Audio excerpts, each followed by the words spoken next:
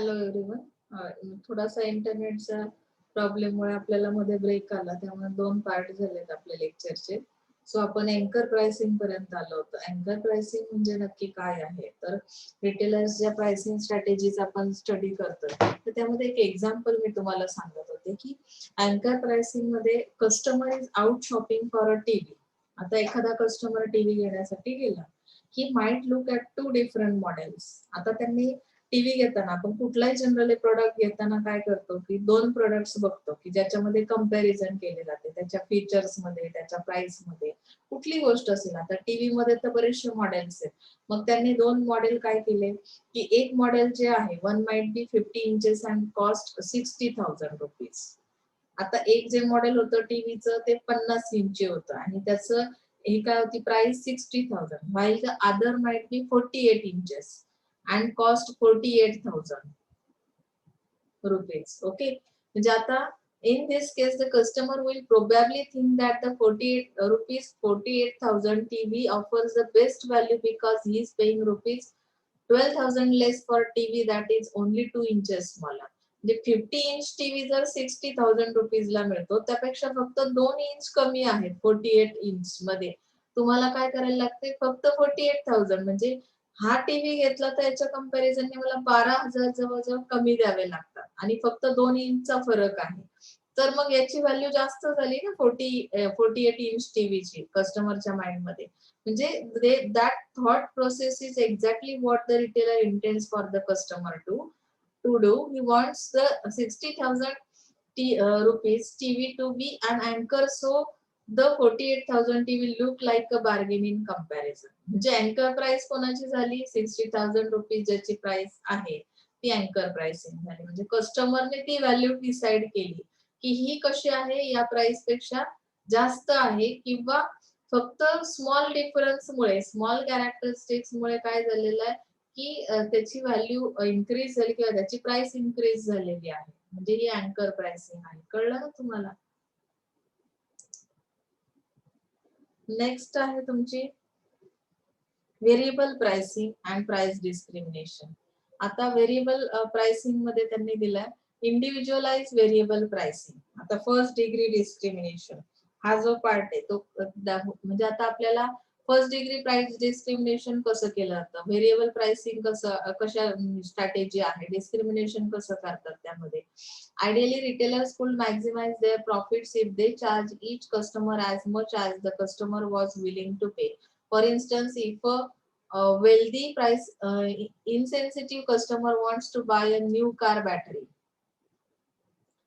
the exact retailer would like to price the battery at rupees 3,500, but then price the same battery at rupees 3,000 to make a sale to a more price sensitive, lower income customer, and charging each individual customer a different price based on their willingness to pay is called first degree price discrimination. आता त्यांनी एक बॅटरीचं, car बॅटरीचं example दिलंय की जे price insensitive customer आहेत त्यांच्यासाठी त्याच बॅटरीचं product त्यांनी, कार बॅटरी जी आहे ती 3,500 3,500 ला त्यांनी सेल केली. थोडेसे प्राइस सेन्सिटिव्ह आहेत त्यांना 3,000 ला दिली, म्हणजे 500 रुपये पुन्हा कमी झाली प्राइस. आणि जे जास्तच त्यापेक्षा प्राइस सेन्सिटिव्ह असतील तिथे तुम्हाला पुन्हा आणखी प्राइस कमी केली गेली. म्हणजे डिफरंट प्राइसला त्यांनी काय केलं, तो प्रोडक्ट सेल केला. That is called first degree price discrimination. आलं लक्षात? आता self selected variable pricing, second degree price discrimination हा जो प्रकार आहे तुम्ही बघू शकताय. आता जे काही हे सेकंड डिग्री प्राइस डिस्क्रिमिनेशन आहे, तर त्यामध्ये मी तुम्हाला एक एक्झाम्पल देईन म्हणजे तुमच्या लक्षात येईल. Sport teams alter ticket prices on the basis of the opponent, the day of the week and the time of the year, but these prices are set before the season. म्हणजे कुठल्या डेला तुम्ही जर ती सर्व्हिस घेतलीत, आता तुम्हाला sports चे जे तिकीट्स दिले जातात, sport teams alter tickets prices, म्हणजे तुम्हाला तिकीटचे प्राइस कसे चेंज होतात बघा, कुठल्या वीक मध्ये घेतलं, कुठल्या टायमिंगला घेतलं, कुठल्या इयर मध्ये घेतलं, म्हणजे त्या पद्धतीने त्याच्या रेट मध्ये, प्राइस मध्ये फरक पडतो. सेट बिफोर द सीझन, सीझनच्या अगोदरच हे सेलिंग चालू होतं. The San Francisco Giants are actually varying tickets prices up until game day on the basis of ticket sales data. म्हणजे कशा पद्धतीने सेलिंग होतंय किंवा डिमांड किती आहे, वेदर फोरकास्टिंग काय सांगतंय किंवा अदर व्हेरिएबल फॅक्टर्स कुठले इम्पॅक्ट करतात त्यानुसार त्या तिकीटच्या दरामध्ये कमी अधिकपणा असतो. So however, price sensitive consumers are more likely to be attracted the less popular lower price games. लक्षात आलं? That is called second degree price discrimination. Promotional markdowns हा जो प्रकार आहे त्यामध्ये दिलाय retailers plan promotions in which they take a markdowns for holidays, for special events. म्हणजे तुम्हाला ऑफर्स कधी दिल्या जातात तर हॉलिडे ऑफर्स असतात, स्पेशल इव्हेंट साठी ऑफर्स असतात आणि त्यासाठी प्रमोशनल प्रोग्राम्स तयार केले जातात आणि त्यानुसार त्याची प्राइस आपण ठरवतो प्रत्येक एका सर्व्हिसची किंवा प्रोडक्टची. क्लिअरन्स मार्कडाऊन्स और फॅशन मर्चंडाइज.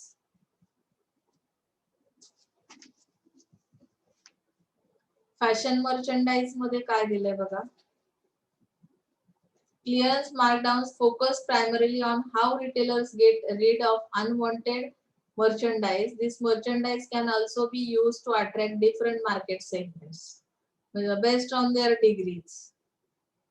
आता यामध्ये फॅशन कॉन्शियस जे कस्टमर्स आहेत, क्लिअरन्स मार्कडाऊन फॅशन मर्चंडाइज मध्ये काय दिलंय की fashion conscious customer who have a high willingness to pay because they want to be the first to wear the latest fashion self select to pay higher prices. काही लोकांना असं आहे की मार्केटमध्ये फॅशन आली कुठली पण की मी ती पहिल्यांदा तो प्रोडक्ट घेतला पाहिजे किंवा मी तो सिलेक्ट करेन फर्स्टली आणि मग तो किती प्राइसला असेल हाय प्राइसला तरी सुद्धा मीच घेणार आहे.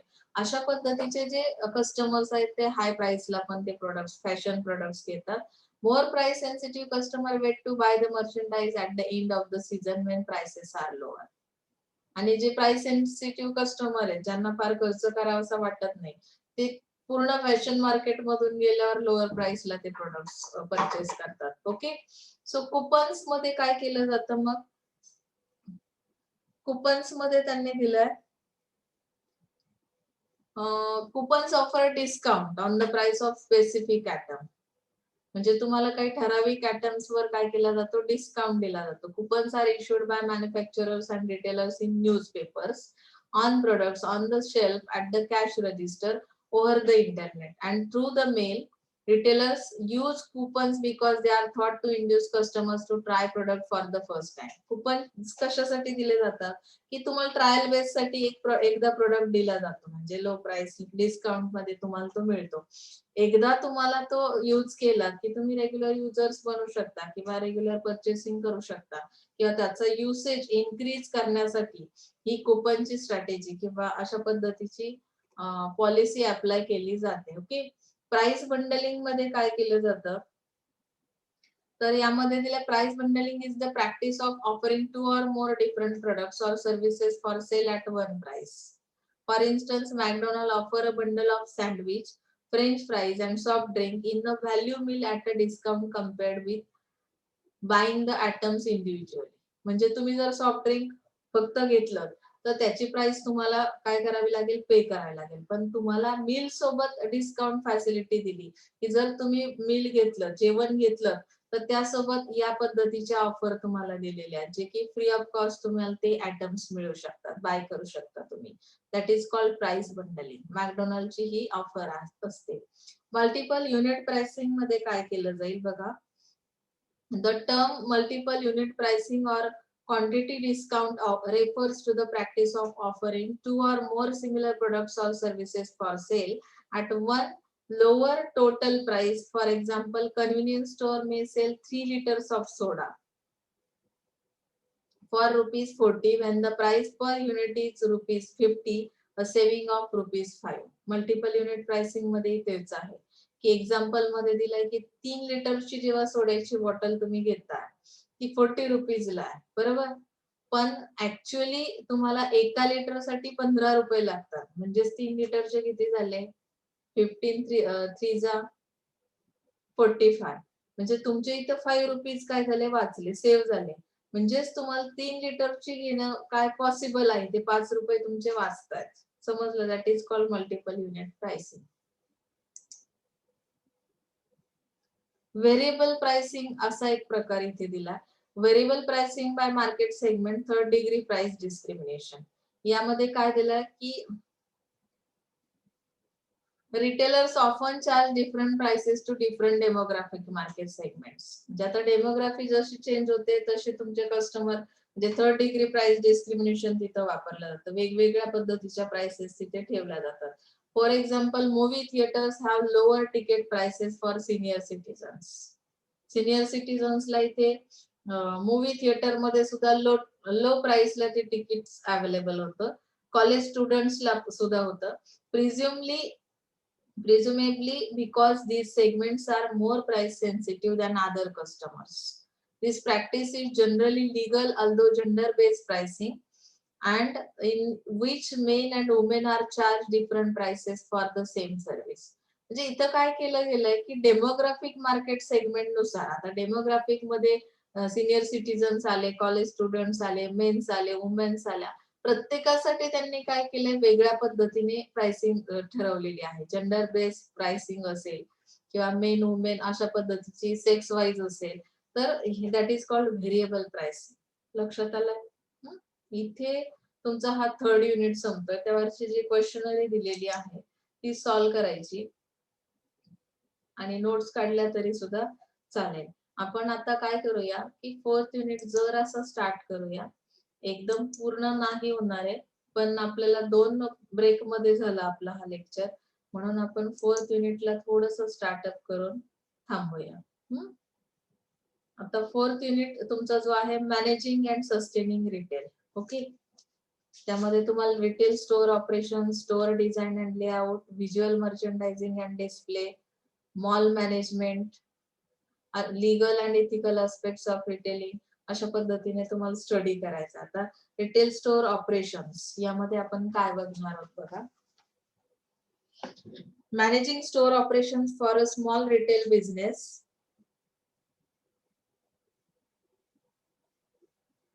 of any size or complexity from the neighborhood grocer to the national retail chain is challenging task. It requires integration among various functions within the store to run smoothly. तर स्टोअर मध्ये कुठले रिटेल स्टोअर जे आहे त्यामध्ये कुठले कुठले operations केले जातात, त्याचं इंटिग्रेशन कसं केलं जातं, वेगवेगळे फंक्शन्स कुठले आहेत, काय काय कामं केली जातात, ती सगळी एकत्रित करणं, that means it is called the integration of that functions.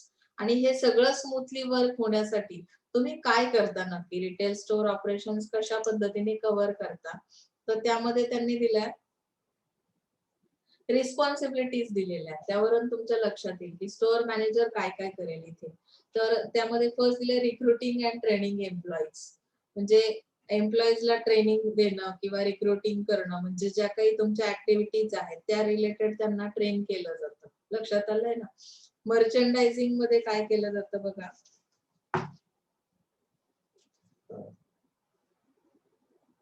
मर्चंडायझिंग मध्ये मॅनेजर काय रोल असेल त्याचा, they are the in charge of merchandising or how goods are presented for sales. मर्चंडायझिंगचं मिनिंग काय आहे की जे सेलिंग साठी ठेवलेलं मटेरियल आहे, म्हणजे मग प्रोडक्ट असेल तर तो प्रेझेंट करायचा, व्यवस्थितपणे प्रेझेंट करायचा, ही मॅनेजरची काय आहे रिस्पॉन्सिबिलिटी आहे. त्या मॅनेजरने ते मर्चंडायझिंग करायचं.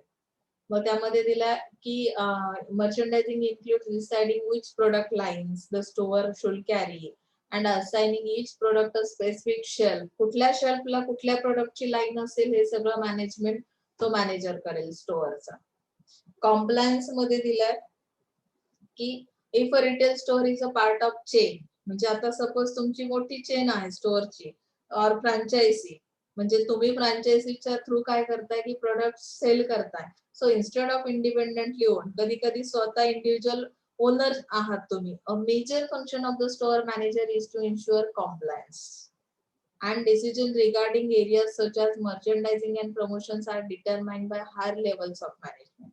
ते प्रमोशन्स देणं, मर्चंडायझिंग करणं, ह्या सगळ्या कॅपॅसिटी त्या मॅनेजरकडे असल्या पाहिजे. Okay, improving sales, sales manager improve करेल सेल्स कशा पद्धतीने की तो टार्गेट करेल मार्केट आणि काही टेक्निक्स अप्लाय करेल ज्यामुळे काय होईल, सेलिंग इम्प्रूव्ह केलं जाईल.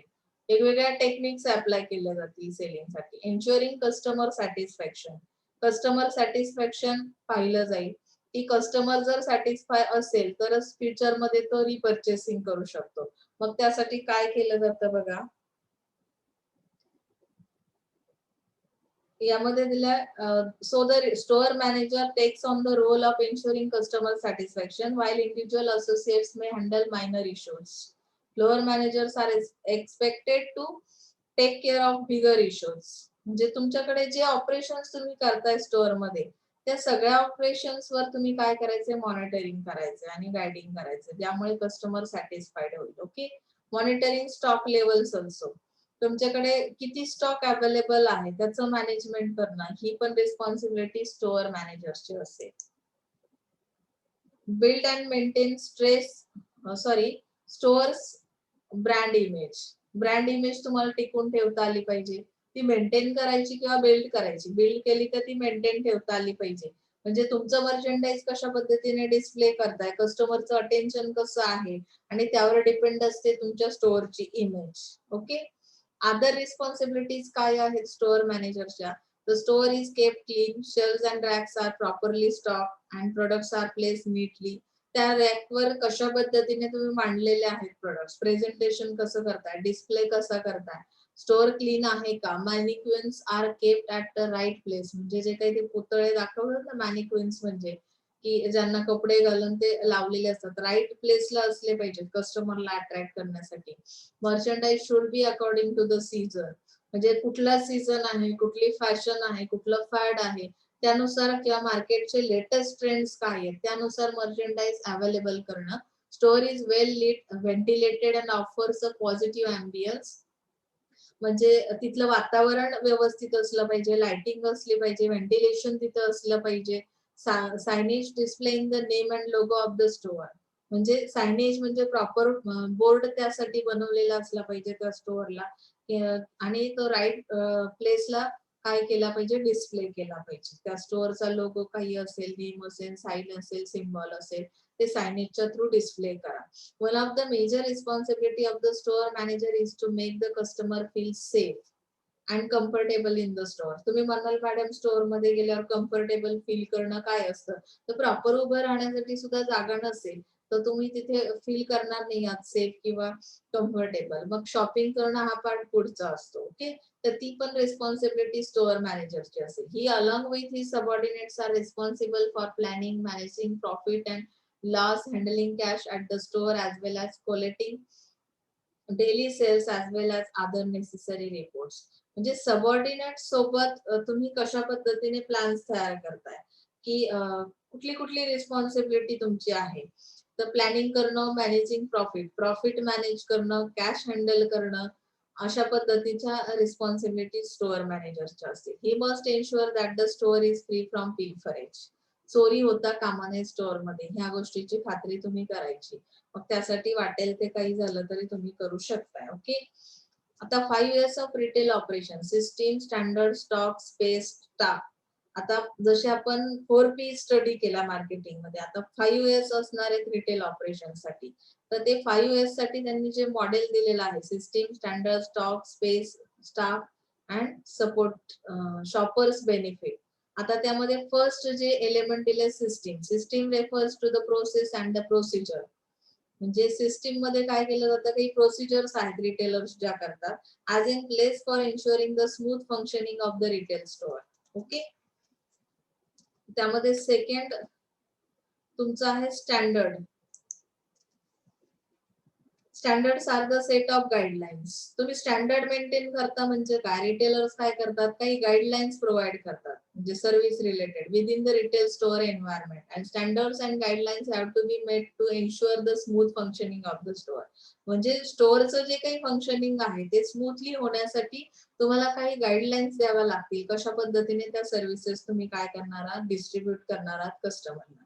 स्टॉक मटेरियल मध्ये काय दिलं जाईल, की retailer tries to customize his products to suit the requirements of his target population and he has to ensure that there is neither overstocking nor understocking. म्हणजे तुमच्याकडे स्टॉक मटेरियल किती अवेलेबल असला पाहिजे, तर ओव्हर स्टॉक पण नसला पाहिजे आणि अंडर स्टॉक पण नसला पाहिजे. म्हणजे रिटेलर्सची ती रिस्पॉन्सिबिलिटी आहे की स्टॉक कशा पद्धतीने डिस्प्ले करायचा किंवा कस्टमर कशा पद्धतीने इझिली तो परचेस करू शकेल. या रिलेटेड सुद्धा 5S मध्ये ह्याची काळजी त्यांनी घेतलेली आहे. स्पेस अवेलेबल करायची म्हणजे काय? Space does not refer to only selling space but also non selling space. आता सेलिंग स्पेस म्हणजे काय? स्टोअर मध्ये कमीत कमी कम्फर्टेबल वाटेल अशा पद्धतीने उभं राहता आलं पाहिजे. नॉन स्पेलिंग स्पेस मध्ये काय केलं जातं की मर्चंडाईजचा डिस्प्ले कसा केला, कशा पद्धतीने कस्टमर तो बाय करू शकेल. Non selling areas include stock rooms, toilets, rest rooms, storage and so on. म्हणजे तुम्ही जेव्हा टॉयलेटची फॅसिलिटी घेता, रेस्टरूम साठी तुम्हाला काही गोष्टी ती फॅसिलिटी प्रोव्हाइड केली जाते. ती त्या सगळ्या फॅसिलिटीज नॉन सेलिंग एरियामध्ये येतात. तिथे कस्टमर कशा पद्धतीने कम्फर्ट फील करतो. These are necessary for smooth selling operation in the store. आलं लक्षात? स्टाफ मध्ये काय दिलं? Staff is one of the most crucial aspects of this model, mainly because retail is a labor intensive unit and maintaining trained and motivated staff is essential for customer contact. Staff हा सगळ्यात महत्वाचा आहे बघा. Staff काय करेल की motivated staff असेल तर कस्टमरशी कॉन्टॅक्ट चांगल्या पद्धतीने करेल, ज्यामुळे काय होईल कस्टमर जास्तीत जास्त अट्रॅक्ट होतील तुमच्या स्टोअर मध्ये परचेसिंग करण्यासाठी. तर अशा पद्धतीने हे 5S त्यांनी इथे एक्सप्लेन केलेले आहे. लक्षात आलं? स्टोअरचं डिझायनिंग त्यांनी दिलेलं आहे पुढे. डिझाईन आणि लेआउट. आता यामध्ये store design is important not only from retailers perspective but also consumer retailers look at store design from viewpoint of target audience, their needs, buying habits and merchandise which he is going to sell. Consumers feel store design should be simple so that customers can move, navigate, appealing to his sensory perception. म्हणजे स्टोअरचं design करायचं असेल तर तुम्हाला त्याचे objective माहिती असले पाहिजे की कशामुळे तुम्ही ते डिझाईन करणार आहात. आता यामध्ये फर्स्ट पार्ट दिलेला आहे ऑब्जेक्टिव्ह मध्ये, get people into the store. लोकांनी शॉपिंग एक्सपिरियन्स त्यांचा प्लीजरेबल असला पाहिजे, आनंदी असं ते कस्टमर तुमच्या शॉपिंगला आल्यानंतर वाटलं पाहिजे त्यांना. त्यामध्ये काही सेन्सेसरी अपील्स तुम्ही यूज करणार आहात, जसं like site, touch, sound, smell. अशा पद्धतीने तुम्ही एक्सपिरियन्स त्यांचा प्लेजरेबल करू शकता. म्हणजे काही गोष्टींचा आता जसं मी सांगितलं अँबियन्स कसं आहे, वातावरण कसं तयार केलंय, लाइटिंग कशी केलेली आहे. तर तुम्हाला get people into the store हा एक पहिला ऑब्जेक्ट असेल स्टोअर डिझाईनचा. Encourage people to buy merchandise. आता कस्टमरला काय करायचं? एनकरेज करायचं. मग एनकरेज कशा पद्धतीने केलं जाईल की त्यांची एंटरटेनमेंट केली जाईल. Customers an entertaining and enjoyable shopping experience. This shopping experience encourages customer to spend more time in the store because the visit itself is rewarding. म्हणजे तिथे येणं हाच एक त्यांच्यासाठी रिवॉर्ड असेल कस्टमर साठी, जे ऑटोमॅटिकली ते एनकरेज होतील बाईंग साठी. Okay. Implement the retailer strategy. आता रिटेलर्सची स्ट्रॅटेजी कशा पद्धतीने इम्प्लिमेंट केली जाते हा पार्ट जो आहे तर हा आपण उद्याच्या लेक्चरला स्टडी करूया. आजच्यासाठी इथे थांबूया. ओके. काही जर अडचण असेल तर विचारा, कारण आज इंटरनेटच्या प्रॉब्लेममुळे आपले दोन भाग झाले, लेक्चरचे दोन पार्ट झालेले आहेत. तरी सुद्धा तुम्ही कोऑपरेट करा आणि त्या पद्धतीने दोन्ही मी तुम्हाला उद्याच्या मीटिंग मध्ये दाखवेन. ओके. सो काही अडचण असेल तर विचारा. 4th युनिट आपण स्टार्ट केलेला आहे. Thank you so much.